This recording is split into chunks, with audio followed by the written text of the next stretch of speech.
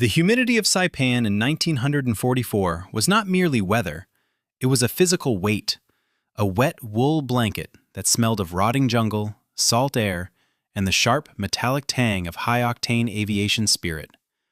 We were men who had grown old in the cockpits of Douglas P-70s, clumsy, converted bombers that felt like trying to catch a hummingbird with a butterfly net while wearing a blindfold. We were used to the dark being our enemy. We were used to the frustration of contact lost and the cold sweat of realizing you were orbiting a Japanese Betty bomber that you could smell but never quite see. Then, the crates arrived, followed by the technicians from Northrop. They moved with a quiet, almost religious intensity, as if they were unboxing a secret that the world wasn't quite ready to hear.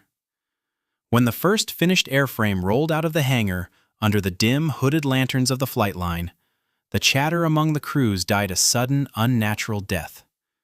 It didn't look like an airplane. It looked like a nightmare sculpted by a mathematician. The Northrop P-61 was finished in a paint so deep, so devoid of reflection, that it seemed to swallow the very light of our flashlights. It was a matte black void in the shape of a twin-boom Predator. "My God," whispered Miller, my radar operator, his voice barely audible over the distant thump of mortar practice. "It looks like it was grown in a cave, not built in a factory." It stood high on its nose gear, a massive, brooding presence that dwarfed the fighters we knew. The twin Pratt & Whitney double Wasp engines were encased in cowlings that looked large enough to house a small car. But it was the glass, the greenhouse of the cockpit and the rear observer station, that held our gaze. It was plexiglass and steel, housing a three-man crew in a lethal hierarchy of labor. I walked up to the nose, my hand hovering just inches from the skin of the aircraft. I didn't want to touch it. I wanted to see if I could feel the heat of the secret hidden behind that radome. Inside that bulbous nose sat the SCR-720. It was the eye. To us, the radar had always been a temperamental beast, a flickering screen of green snow that lied as often as it told the truth. But the Northrop boys spoke of this set in hushed tones, as if it were a direct line to the Almighty.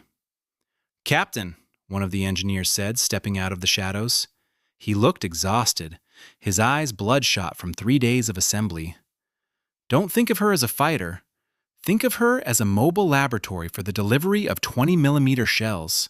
She doesn't fly through the night. She owns it." He pointed to the belly. There, tucked away like a row of shark's teeth, were the 4 20mm cannons. They weren't mounted in the wings where the recoil would twist the airframe. They were centered, right under the pilot's seat. 4 of them. Along with the 4 50 caliber machine guns in the top remote turret, which could be locked forward or handed off to the gunner in the back to sweep the skies like a lethal searchlight. We had been hunters who relied on luck and the occasional glimpse of moonlight on an enemy's wing. Looking at the Black Widow for the first time, I realized the era of luck was over. We were entering the era of the machine. The P-61 didn't just have more power or more guns, it had a soul made of vacuum tubes and copper wire. I climbed the ladder into the pilot's seat, the interior smelling of fresh zinc chromate primer and new leather. The cockpit was a cathedral of switches and dials, every one of them glowing with a faint, radioactive luminescence. As I settled in, the sheer scale of the machine hit me. This was 40,000 pounds of American industrial spite, designed for the sole purpose of finding a man in a dark room and erasing him before he knew you were there. "Tomorrow night," the engineer said from the ground, his voice echoing in the hollow boom of the fuselage. "Tomorrow night you go up, and I promise you, Captain, you'll never want to see the sun again." I gripped the control yoke. It felt cold. It felt ready. For the first time since I'd arrived in the Pacific, I wasn't afraid of the dark. I was afraid of what we were about to do with it. The transition to the new aircraft was not merely a matter of rote retraining. It felt like an initiation into a cabal, where the old laws of aviation, eyesight, instinct, and luck, were suddenly declared obsolete. The morning after the crates arrived, we were gathered in a sweltering canvas hangar. The engineers from Northrop laid out blueprints on rough wooden tables that looked more complicated than the schematics for a battleship. "Forget what you knew about Douglas products," said the lead technician, a man with a pallid face and fingers stained with graphite. "In the P-61, you do not hunt the enemy with your eyes. You feel him through copper and vacuum." The centerpiece of their lecture was what they termed the SCR-720. This was not merely a radio set. It was the black heart of the Widow, concealed within her bulbous nose. When we had flown the old ships, radar was a temperamental toy, a flickering green blizzard that gave us only amorphous blobs, conflating cloud reflections with the silhouette of a bomber. But this new set promised something terrifying.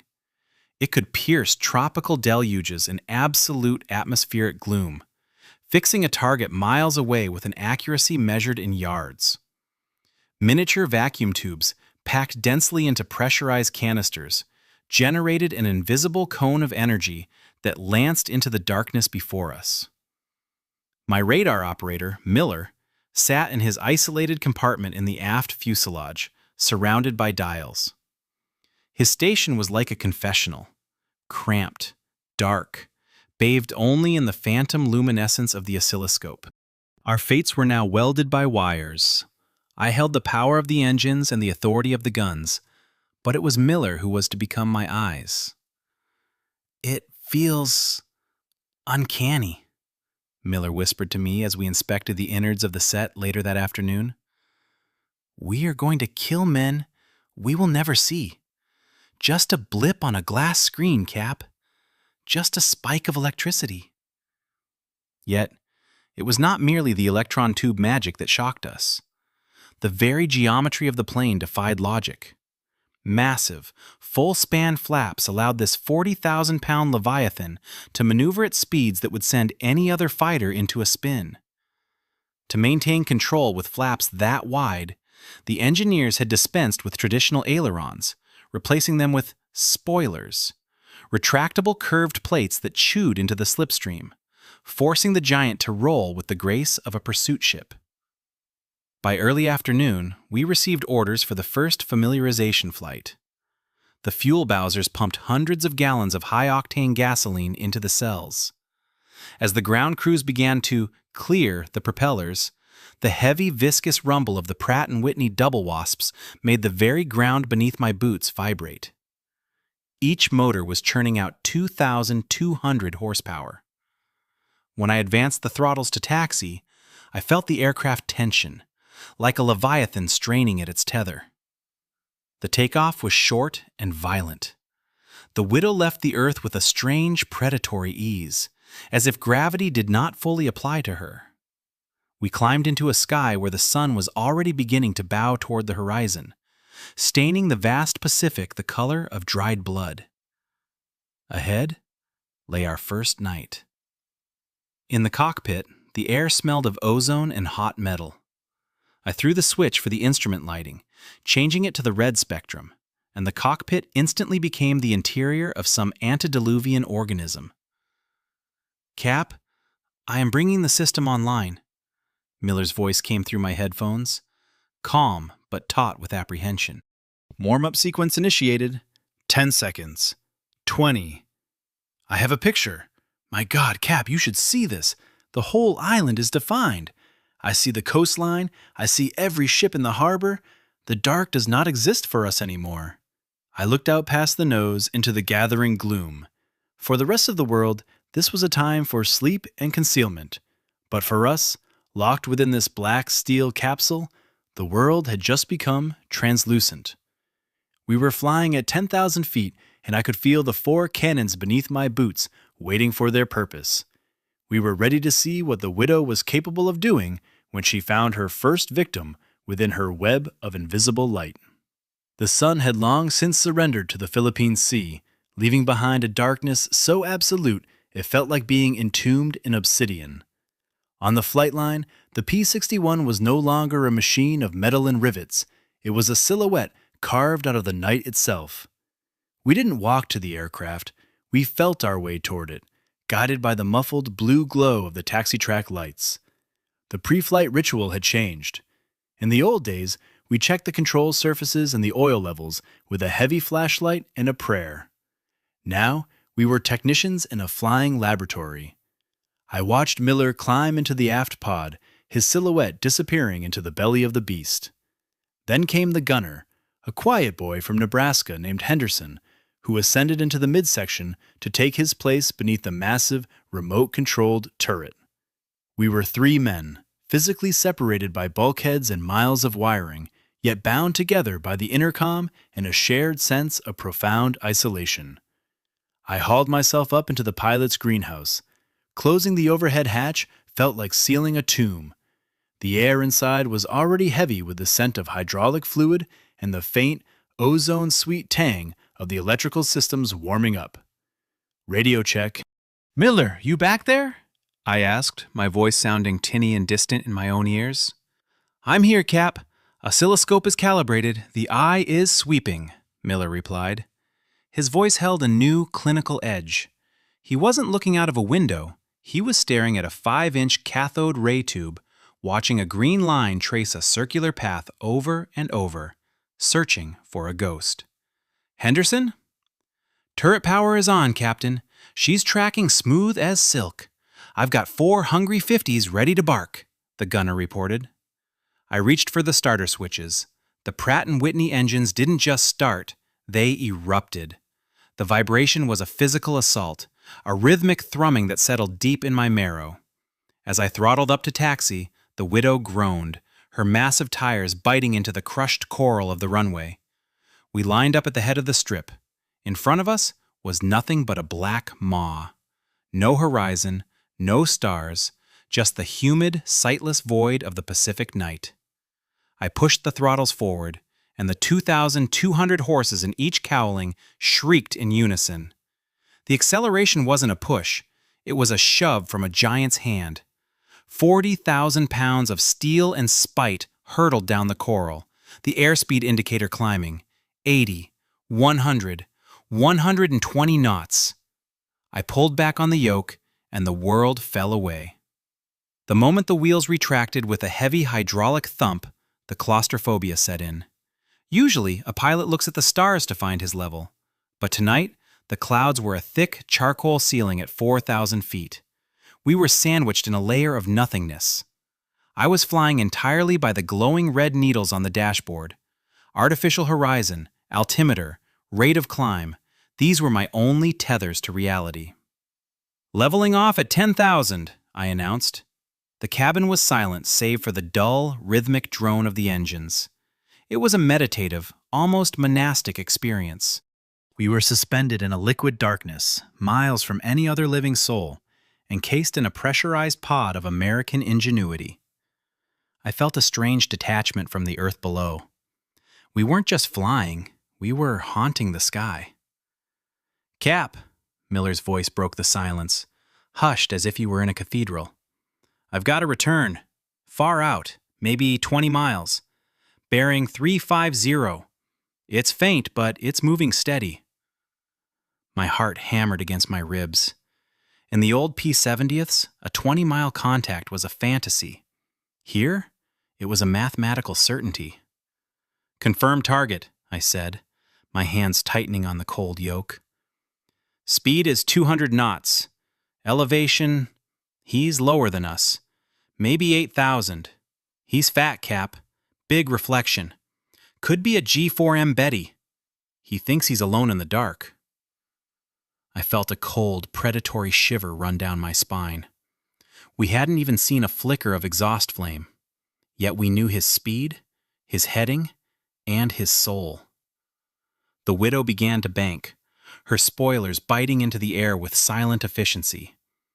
We were turning into the intercept, weaving a web of electrons that the enemy couldn't even feel. "Steady as she goes, Cap," Miller whispered. "He's right where we want him." The cockpit had become a sensory deprivation chamber, lit only by the dull, blood-red glow of the instrument panel. Outside the plexiglass, the world had ceased to exist. There was no horizon, no sea, No sky. Only the relentless, rhythmic throb of the twin double wasps vibrating through the soles of my flight boots. It was an eerie, detached sort of warfare. In a daylight dogfight, you felt the sun on your neck and saw the glint of an enemy's canopy. Here, we were operating in a mathematical abstraction. "Range closing, 12 miles," Miller's voice crackled in my ears. He sounded like he was speaking from another dimension. "Come port 5 degrees, Cap. He's fat and happy, straight and level. Probably thinks he's invisible." I nudged the yoke. The spoilers on the wings flicked up, killing lift on the left side with surgical precision, and the 40,000-pound Widow dipped her wing into the turn. There was no wallow, no protest from the airframe. The P-61 didn't fly through the air so much as she carved her way through it. "He's at 7,500 feet now," Miller continued. "He's descending. Must be heading for the coast of Saipan. Maybe a lone scout or a blockade runner." The psychological shift was profound. In the old days, we were the ones who felt hunted, peering through salt-filmed glass until our eyes burned, praying for a glimpse of an exhaust flame. Now, we were the specters. I felt a strange, cold pity for the men in that Japanese cockpit 12 miles ahead. They were flying in what they believed was a protective shroud of night, unaware that a black-painted Reaper was slide-ruling its way toward their tail. 8 miles. Steady, Miller whispered. The intercom hummed with the static of the vacuum tubes. I reached down and flipped the master armament switch. The ready lights for the 4 20mm cannons flickered to life, 4 emerald eyes staring back at me from the dark. Beneath my feet, I could almost feel the weight of the shells, 200 rounds for each gun, waiting to be spat out at a rate of 800 rounds per minute. "Henderson, you got anything on the visual?" I asked the gunner. "Negative, Captain," Henderson replied from the mid-station. "Just soup out there. It's like flying inside a bottle of ink. But the turret is slave to Miller's box. If he sees 'em, the guns see 'em." That was the true magic of the Northrop. The General Electric turret on top could be linked directly to the radar. As Miller tracked the target on his scope, the 4 50-caliber machine guns in the turret would automatically slew to follow the invisible ghost, tracking its every move with a mechanical, insect-like intelligence.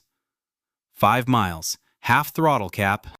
"We're overhauling him too fast," Miller warned. I pulled back the levers. The roar of the engine subsided into a predatory growl. The silence in the cockpit grew heavy, broken only by the hiss of my own oxygen mask. My heart was a drum in my chest, but my hands were steady. This was the dead zone, the final approach where the hunter becomes the executioner. 4 miles. I'm getting a clear return now. It's a twin engine. Definitely a Betty, Miller confirmed. "Drop another 500 feet. We want to come up from his 6 o'clock low. Stay in his blind spot."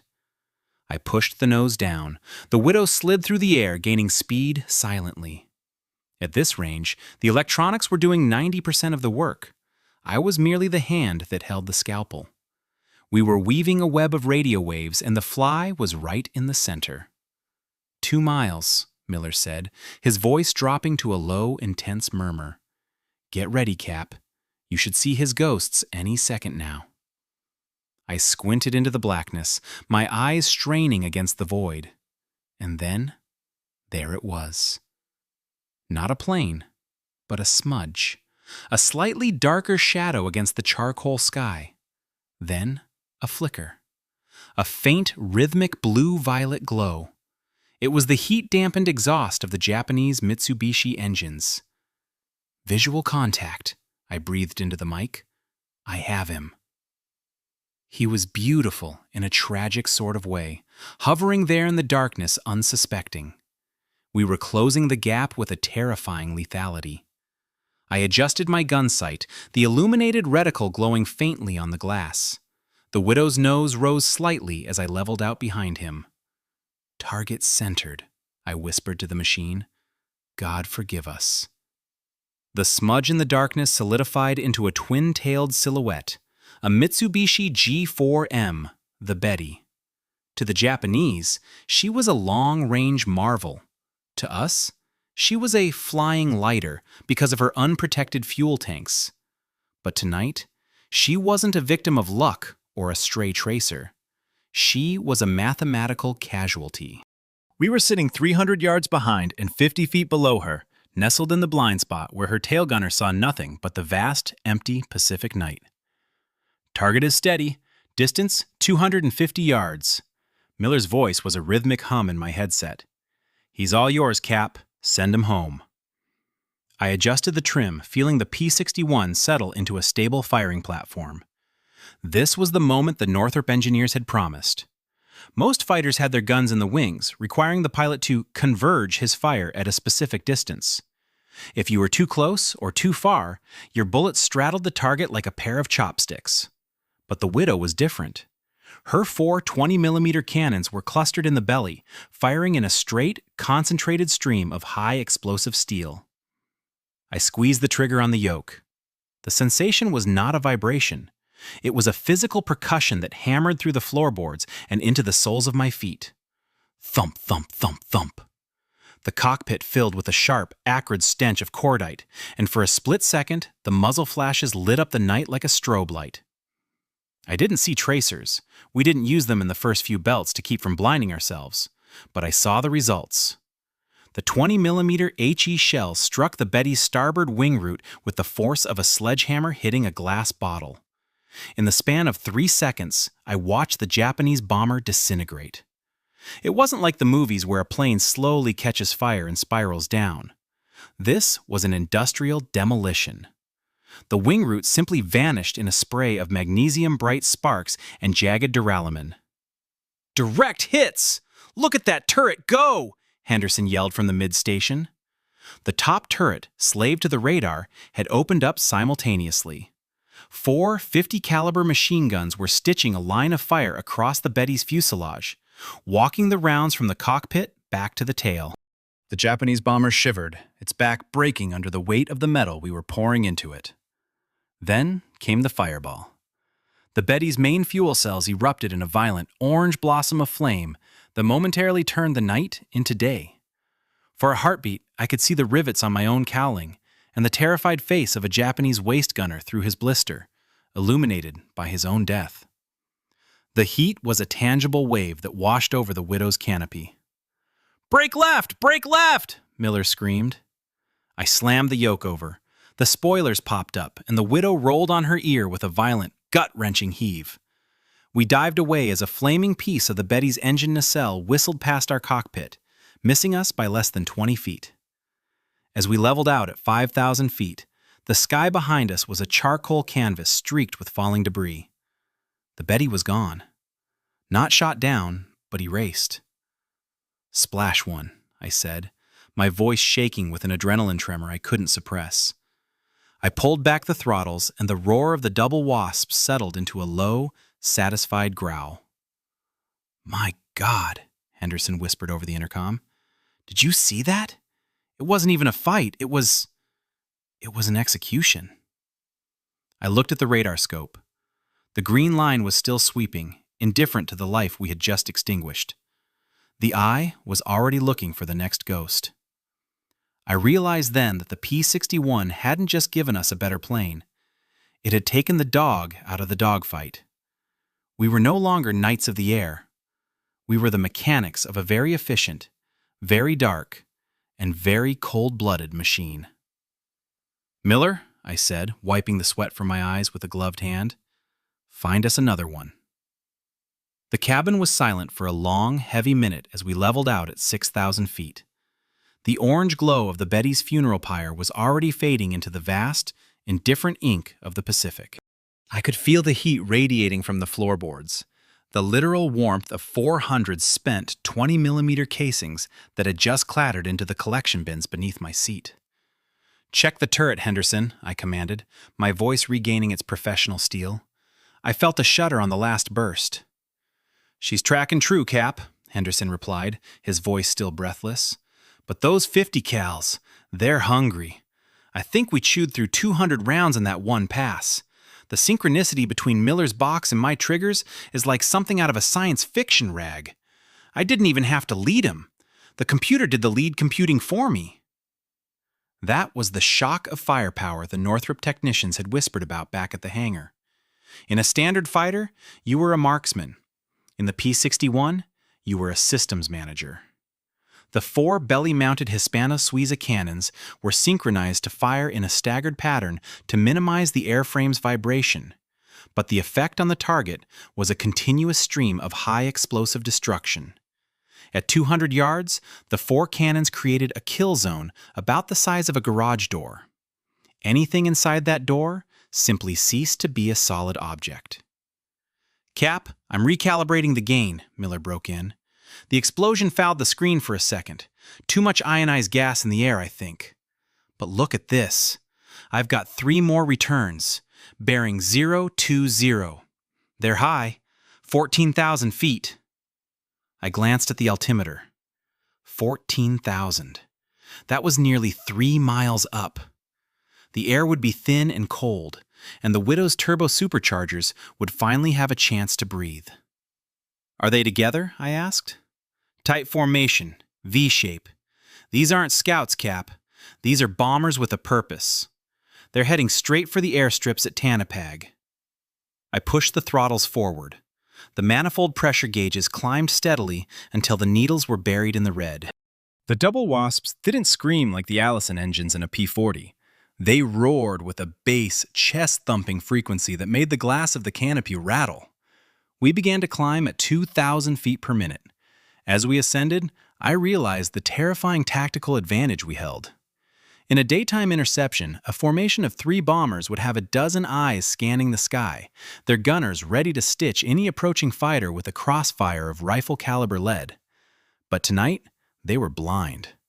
They were flying in a safe darkness that we had effectively abolished. 12,000 feet, I announced. "Miller, give me a precise vector. I want to come out of the sun, even if there isn't one." "Come starboard 10 degrees, Miller directed. "We're going to overshoot them and then dive back down. We'll use the speed from the dive to make us unhittable." The technical dominance of the P-61 wasn't just in its guns or its radar. It was in its ability to dictate every single term of the engagement. We chose the altitude, the angle, the speed, and the moment of the kill. The Japanese pilots were flying on a 1941 playbook, while we were using the technology of 1950. I looked at the clock on the dash. We had been airborne for less than 45 minutes. In that time, we had transitioned from men to ghosts. I felt a strange, cold detachment. The Widow wasn't an airplane you loved, like a spirited Mustang or a sturdy Thunderbolt. She was a tool, heavy, expensive, and devastatingly efficient. "I see 'em," Henderson whispered. 3 of 'em, twin tails, high and mighty. "Hold your fire until I clear the cannons," I said. "Miller, stay on the scope. If any of them break formation, I want to know before they do." The hunt was no longer a mystery. It was a foregone conclusion. We were climbing through 14,000 feet, the air thinning until the frost began to bloom in delicate, jagged patterns at the corners of the plexiglass. Below us, the Pacific was a black cauldron. Above, the Japanese formation was a trio of ghostly silhouettes etched against a slightly paler darkness. The turbo superchargers were singing now, a high-pitched metallic whine that cut through the bass thrum of the engines. We were gaining on them, our airspeed indicator nudging toward 300 knots. "Target distance, 1 mile, Miller's voice came through, but it sounded strange, warped, as if he were speaking through a heavy curtain of rain. "Cap, I'm getting some heavy interference on the sweep. The gain is spiking." I looked at the instrument panel. The red-lit needles were steady, but a faint, acrid smell, different from the cordite of the previous kill, began to waft through the cockpit. It was the scent of scorching insulation. "Miller, check your breakers," I snapped. "Henderson, you seeing anything?" "Negative, Captain. The turret just went limp," Henderson reported, his voice rising in pitch. "She's not tracking. I've lost power to the servos. I'm hand cranking, but she's a 40,000-pound pig to move by hand. Suddenly, the cockpit was filled with a violent blue electrical snap. A spark jumped from the radio stack near my right knee, smelling of ozone and burnt copper. The master caution light flickered once, twice, and then the entire starboard side of the instrument panel went dark. No altimeter, no airspeed, no rate of climb. "Electronic failure!" I shouted into the mask. "Miller, do you still have the eye?" "She's blind, Cap. The scope is washed out with white noise." Miller's voice was frantic now. "The inverter must have fried. We're flying a blind box!" The transition from hunter to prey was instantaneous. In the P-61, your eyes are secondary to the glass. Without the radar, we were just 3 men trapped in a 20-ton coffin of black-painted duralumin hurtling through a sightless void at 300 miles per hour. I felt the vertigo clawing at my inner ear. Without a horizon and without instruments, the leans set in. The terrifying sensation that the plane is banking when it is level or diving when it is climbing. "Keep your eyes outside," I roared, fighting the urge to jerk the yoke. "Henderson, use the moon if you can find it. Don't let us slip into a graveyard spiral." I reached for the emergency flashlight clipped to my flight suit, my gloved fingers fumbling in the dark. I clicked it on, the beam shaking as I aimed it at the remaining analog gauges. We were at 15,000 feet and climbing too steeply. The airspeed was bleeding off. 180 knots? 170? "We're going to stall!" I yelled, shoving the nose down into the nothingness. The Widow groaned as she transitioned into a dive. Without the radar to tell us where the Japanese were, we were now a blind giant stumbling through a dark room full of armed men. Any one of those Japanese bombers could have seen the flash from our electrical fire. Any one of them could be turning their 70mm tail guns toward our black silhouette. "I can't see him, Cap. I lost him," Henderson cried out. "The clouds swallowed him up." The silence of the high-altitude night had become a predator. I was wrestling with the heavy controls, my muscles straining against the lack of hydraulic boost. The Northrop was a dream when the systems were humming, but when the ghost in the machine died, she became a brutal, unforgiving mass of iron. "Miller, get that box back online," I commanded, my teeth gritted against the cold. "I don't care if you have to bypass every fuse in the fuselage. If we don't get the eye back, we're just a target." I sat there in the flickering light of my handheld torch, sweating despite the sub-zero air outside. We were 40 miles from base, surrounded by enemy bombers we could no longer see, in a plane that was rapidly becoming a tomb. The era of the machine had betrayed us, and for the first time, I realized that the Widow didn't care whose side she was on. The silence in the intercom was worse than the roar of the engines. It was the silence of 3 men realizing they were suspended in a 3-dimensional abyss with no floor and no ceiling.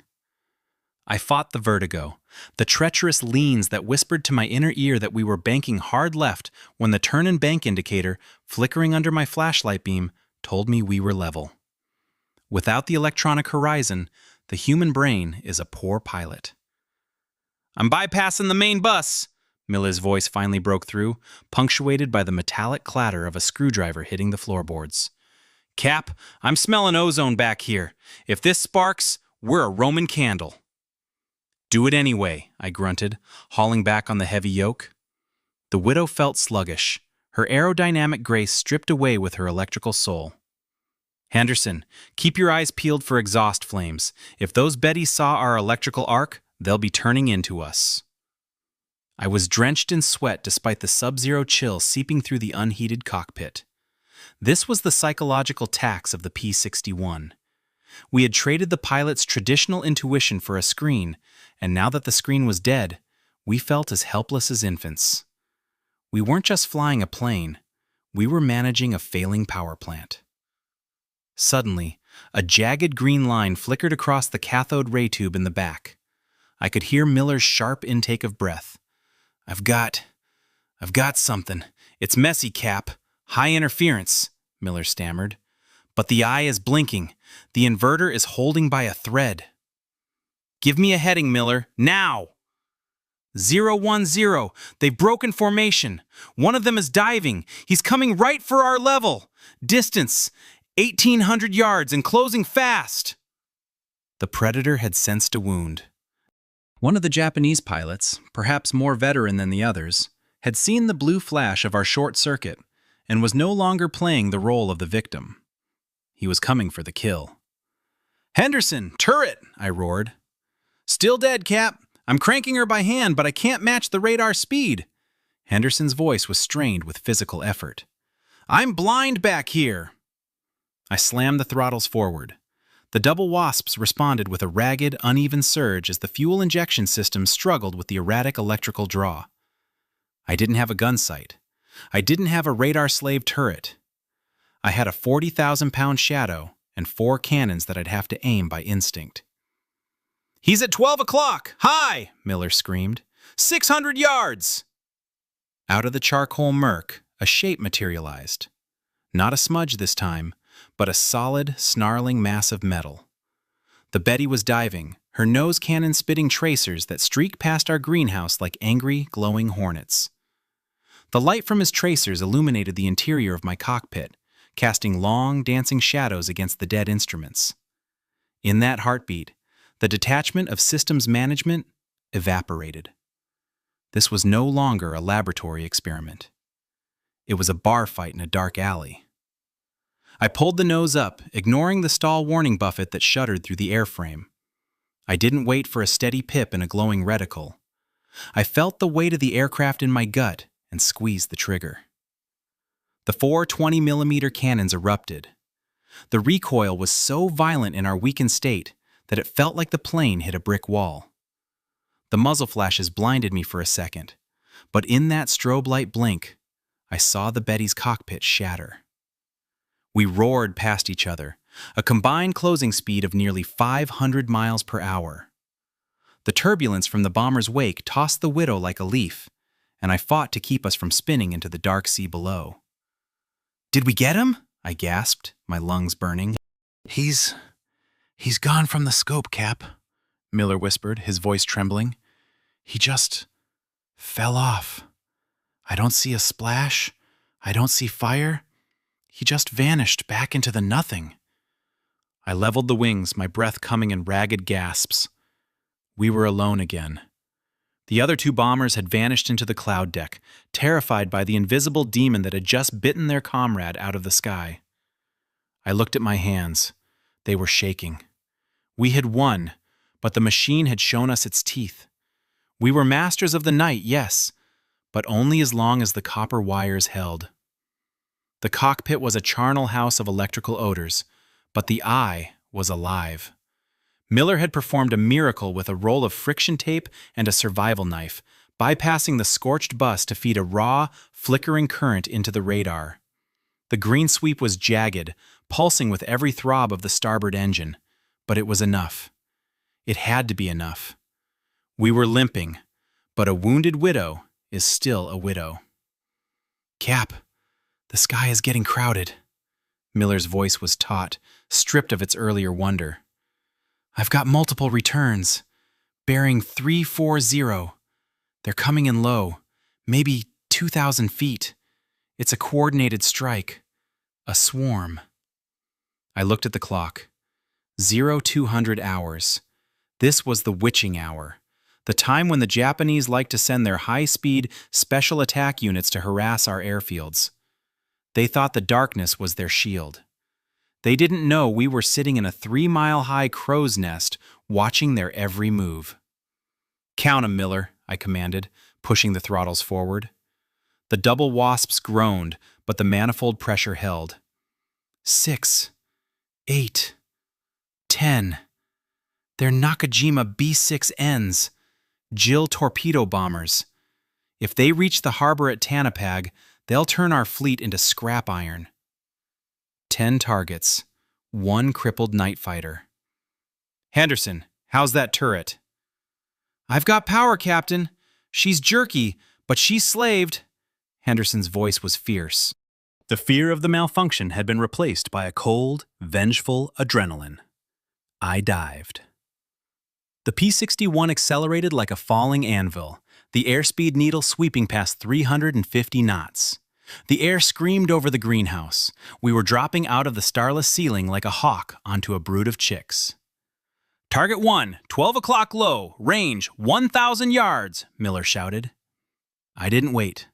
I didn't need to see his face. I saw the green blip on the repeater scope on my dash.